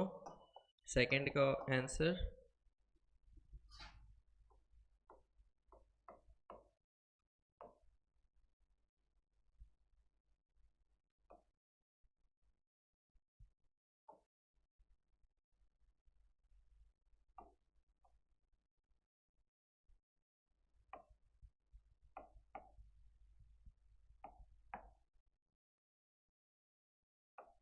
The proud man gave gold to the poet. और थर्ड का जो आंसर है विच इज ग्रेट, गोल्ड और सिंपैथी, तो इसका उत्तर होगा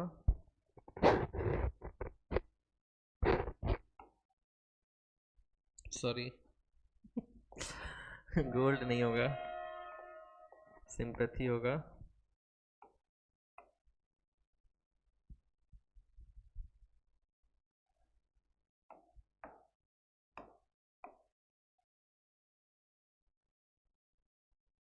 सिंपैथी इज ग्रेटर, ठीक है।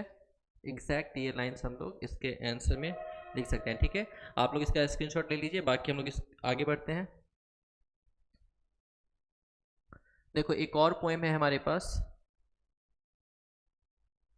ये भी पोएम जो है क्लास 7 का ही लग रहा है। ये डॉव चैप्टर का लग रहा है, आप लोग पढ़े होंगे क्लास 7 में। डॉव चैप्टर एक है, DOV। डॉव एक चिड़िया होती है सफ़ेद कलर की, चैप्टर का नाम ही है डव, या शायद द डव ऐसे करके कुछ है, ठीक है। क्या है? I had a Dove and the sweet Dove died, यानी मेरे पास एक डव है, यानी वो सफ़ेद चिड़िया है, वो काफ़ी मतलब जैसे गौरैया होती है ना उसी प्रकार की होती है, और काफ़ी शांत स्वभाव की और काफ़ी शर्मीली टाइप की भी होती है। I had a Dove and the sweet Dove died, मेरे पास एक डव चिड़िया थी और वो मर गई। And I have thought it died of grieving, और मुझे लगा कि वो ग्रीविंग यानी कि बहुत ज़्यादा दुख, बहुत ज़्यादा गम के कारण मर गई। Oh what it could grieve for, लेकिन उसको किस चीज़ का इतना दुख और परेशानी था? Its feet were tried, its feet were tied, उसके पैर बंधे हुए थे। फीट मतलब उसके दोनों पैर, फीट को कहते हैं। और तो उस its feet were tied with a silken thread of my own hands weaving, एक रेशम की डोर से बंधा हुआ था जिसको मैंने खुद अपने हाथों से गढ़ा था, यानी वो रेशम की जो डोर है वो मैंने खुद उसको अपने हाथों से गढ़ा था, उससे उसको बांधा था। स्वीट लिटिल फीट, उसके प्यारे प्यारे पैर। वाई शुड यू डाई, तुम क्यों मर गई? Why should you leave me sweet bird, why, तुमने मुझे अकेला क्यों छोड़ा प्यारी चिड़िया, क्यों? You lived alone in the forest tree, तुम जंगलों में अकेले रहती। Why why pretty things would you not live with me, और फिर भी जंगलों में तुम अकेले रहती, लेकिन तुम इतनी प्यारी चीज़ होते हुए भी तुम मेरे साथ क्यों नहीं रही? I kissed you oft and gave you white peas, मैं तुमको इतना प्यार करता था, तुमको किस करता था और तुमको सफ़ेद मटर देता था खाने के लिए। Why not live sweetly as in the green trees, लेकिन उसके बावजूद भी तुम उतने प्यार से मेरे यहाँ नहीं रही जितने प्यार से तुम हरे जंगलों में रहती थी, हरे पेड़ पौधों के बीच रहती थी। समझ गए? अब पोएम को मैं समझाने में उतना टाइम वेस्ट नहीं कर सकता क्योंकि ये रीडिंग सेक्शन है और हमें इसके आंसर्स करने हैं। अब ये अगर प्रॉपर क्लास होती तो मैं उसको समझाता। मैंने इसके पहले एक दो ऑलरेडी बता दिया है, तो आप लोग इस इतना से उम्मीद करता हूँ कि समझ सकते हैं। ठीक है, इसके प्रश्न देखो तो क्या क्या है। How did the dove die, क्या कहा गया कि डव कैसे मर गई, जो चिड़िया थी dove, how did she die, तो वो कैसे मर गई? सी डाइड ऑफ ग्रीविंग, यहाँ पे लिखा हुआ है सीधा सीधा लिखा हुआ है कि इट डाइड ऑफ ग्रीविंग, तो हम लोग क्या लिख सकते हैं इसके उत्तर में, how did the dove die, तो उत्तर हो जाएगा the dove died of grieving. ठीक है, the dove died of grieving, इसका उत्तर सिंपल सा ये हो जाएगा, ग्रीविंग यानी कि बहुत ज़्यादा दुख में, बहुत ज़्यादा शौरों में। ठीक है, इसको इसको नोट कर लो तुम लोग, मिटा दूँ। इसके बाद इसके आगे चलते हैं, देखते हैं नेक्स्ट क्वेश्चन क्या था। नेक्स्ट क्वेश्चन है हमारे पास, why did not the bird live in the cage happy as in the forest, मतलब जो चिड़िया थी डव, वो पिंजरे में उतनी खुशी से क्यों नहीं रह पाती थी जितना कि वो जंगलों में रहती है। क्यों? किसी को भी गुलामी पसंद नहीं है, ऑब्वियस सी बात है, गुलामी किसी को भी पसंद नहीं आता है, चाहे वो चिड़िया ही क्यों ना हो या फिर कोई जानवर ही क्यों ना हो। तो इसका उत्तर हम लोग क्या लिखेंगे? The bird live in the cage as happy as, why did not the bird live in the cage as happy in the forest, तो इसका उत्तर हम लोग लिखेंगे the bird did not lived in the cage as happy as in the forest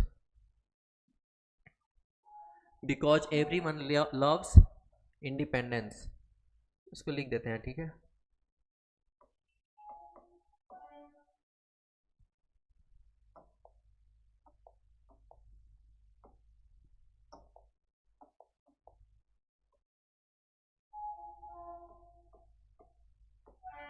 दिख रहा है? ठीक है,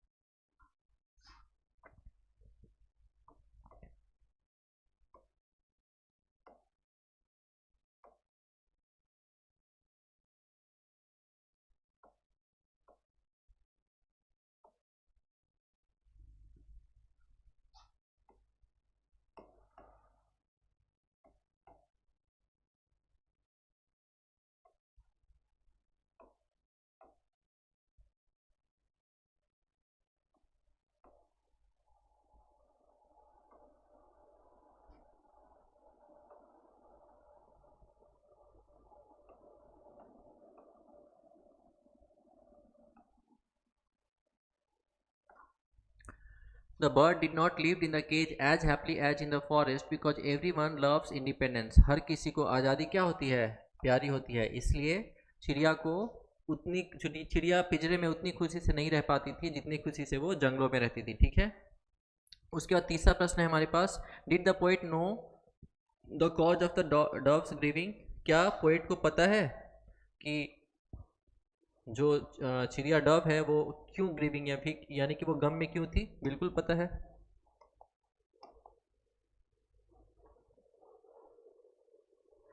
देखो ऐसे तो पोइट को पता है, लेकिन इस पोएम में हम लोग यहाँ पे क्वेश्चन मार्क देख रहे हैं, तो इसलिए हम लोग यहाँ पे क्या लिखेंगे? नो लिखेंगे। क्या लिखेंगे? नो, क्योंकि वो ऐसे प्रिटेंड कर रहा है कि उसको नहीं पता है, एक तरीके से सवाल पूछने का लहजा है उसका। तो हम लोग क्या लिखेंगे कि वो क्यों मर गई, वो पूछना चाह रहा है, जानना चाह रहा है, तो इसको हम लोग नो में लिखेंगे क्योंकि यहाँ पे क्वेश्चन मार्क लगा हुआ है। तो क्वेश्चन मार्क लगा हुआ है यानी कि उसको पता नहीं है, ऐसा हम लोग मान के चलते हैं। तो क्या लिखेंगे? नो।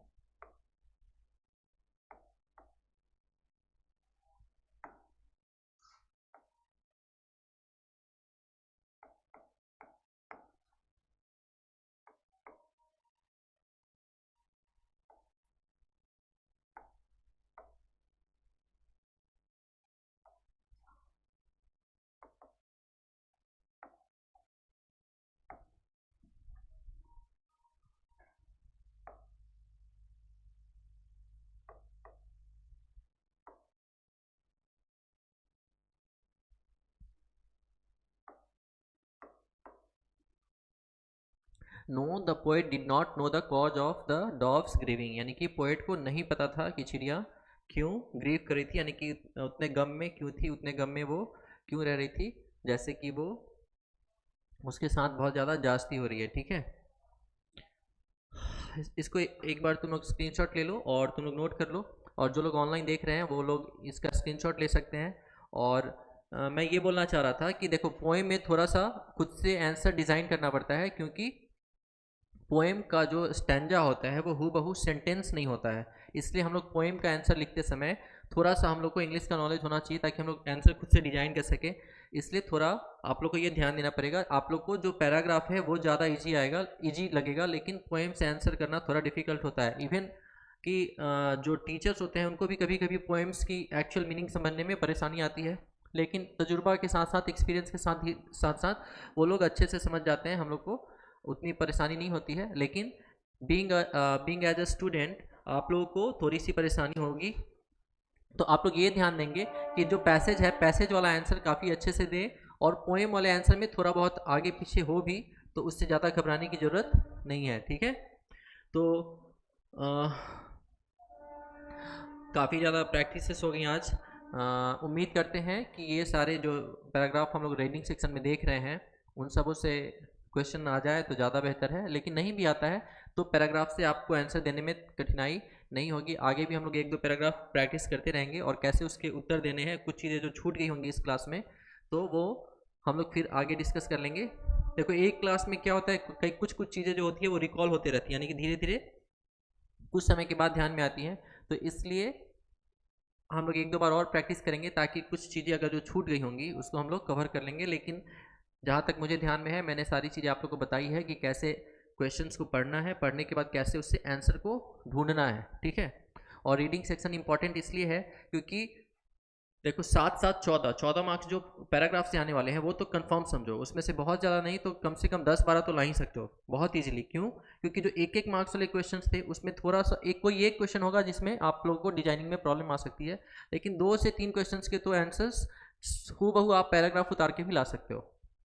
ठीक है, ध्यान बस ये देना है कि सही आंसर पिक करके आप लोग सही आंसर लिखें। ओके, तो राइटिंग में आप लोग को मैंने बता दिया है, जो राइटिंग है, राइटिंग सेक्शन में मैंने आप लोग को बताया था 20 मार्क्स का राइटिंग, जिसमें से 5 मार्क्स का पैराग्राफ राइटिंग अभी मैंने बस नहीं बताया, बाकी 15 मार्क्स का मैंने बता दिया है। तो ये बस 5 मार्क्स का रह जाता है, तो 15 इधर मैंने ऑलरेडी बता रखा है। और ये जो 20 मार्क्स का रीडिंग सेक्शन है ये भी मैंने क्या कर दिया, बता दिया, यानी कि 30 मार्क्स के लगभग जो है हम लोगों ने कवर कर लिए हैं। साथ ही साथ मैंने आर्टिकल पढ़ा दिया है। जिन बच्चों का छूट गया है आर्टिकल, वो स्टार्टिंग के क्लास में इंग्लिश की जो सेकंड क्लास है, सेकंड और थर्ड क्लास है, इंग्लिश की सेकंड और थर्ड क्लास में मैंने आर्टिकल पढ़ा रखा है, और उसके प्रैक्टिसेस, उसके MCQ क्वेश्चंस भी प्रैक्टिस करवा रखे हैं। तो ये आप लोग उस वीडियो से देख लेंगे। बाकी रीडिंग सेक्शन जो है, राइटिंग सेक्शन जो है वो 4th 5th क्या हो गया, 4th 5th और 6th क्लास में मैंने राइटिंग का करवाया है। ठीक है, और आर्टिकल मैंने 2 और 3 में करवाया है, क्लास 2 और 3 में। और आज की आई थिंक 7वीं क्लास है, इसमें मैंने रीडिंग सेक्शन करवाया है। इस क्लास के वीडियोस जो एक जो एक पैराग्राफ वाला था वो, और एक ये, ठीक है, पोएम वाला। ठीक है ना, तो रीडिंग सेक्शन से ये 3 क्वेश्चन आएंगे। आपको मैंने 4 क्वेश्चन आज 5 क्वेश्चन आज प्रैक्टिस करवाए। इसके आगे भी हम लोग आगे देखेंगे, राइटिंग सेक्शन में कुछ क्वेश्चन हम लोग आगे भी फॉलो अप करेंगे। टाइम बचेगा तो और भी ज़्यादा करेंगे, क्योंकि राइटिंग सेक्शन, मेरा मानना है कि राइटिंग सेक्शन आप लोगों के पास ऑब्जेक्टिव से, क्योंकि इस राइटिंग से ऑब्जेक्टिव में नहीं आता है, आप रीडिंग से ऑब्जेक्टिव में नहीं आता है, राइटिंग से सेक्शन से आता है। तो राइटिंग का जो 15 मार्क्स है उसमें से कुछ मार्क्स तो ऑब्जेक्टिव में आते हैं, लेकिन रीडिंग सेक्शन जो है वो आपको डिस्क्रिप्टिव में, यानी कि जिनकी उत्तर हमें पेन से पेपर में लिखनी होती है उसके लिए इंपॉर्टेंट हो जाता है। और मैंने बताया formal letter writing, message, notice, इन 3 चीज़ों को बताया है। वो सारी चीज़ें लिखने में भी थोड़ी बहुत मुश्किल है, लेकिन जो रीडिंग सेक्शन है वो एकदम गिफ्ट है, एक तरीके से बिल्कुल उपहार की तरह है। क्वेश्चंस भी वही होते हैं और आंसर्स भी उसी पैराग्राफ में होते हैं। हमें बस करना क्या होता है, हमें बस ढूंढना होता है। थोड़ा सा प्रैक्टिस कर लेंगे हम लोग, 8-10 क्वेश्चंस बनाएंगे हर वीक, 1 या 2 क्वेश्चन हर वीक, कम से कम 2 पैराग्राफ अगर हम लोग कर लें तो रीडिंग सेक्शन हमारा अच्छा हो जाएगा। तो ध्यान हम लोग ये देंगे कि रीडिंग सेक्शन में हम लोगों को पैराग्राफ प्रैक्टिस करेंगे, पोएम प्रैक्टिस करेंगे और उसके उत्तर कैसे ढूंढने हैं ये सारे हम लोग अच्छे से देखेंगे, ठीक है ना। तो मेहनत करिए, खूब मेहनत करिए, बस 2 ही महीने बचे हुए हैं मेहनत करने के लिए। उसके बाद एक बार आपके मार्क्स अच्छे आ गए तो फिर आपको कोई भी नहीं बोलेगा और काफ़ी आप लोग को अप्रेसल भी मिलेगा। इसलिए आशा करता हूँ कि आप लोग को हमारी बात समझ में आती होगी। हाँ, पिछले 2 दिन से आई थिंक साइंस की, एसएसटी की और मैथ्स की क्लासेस अपलोड नहीं हुई हैं, कल हो जाएंगी।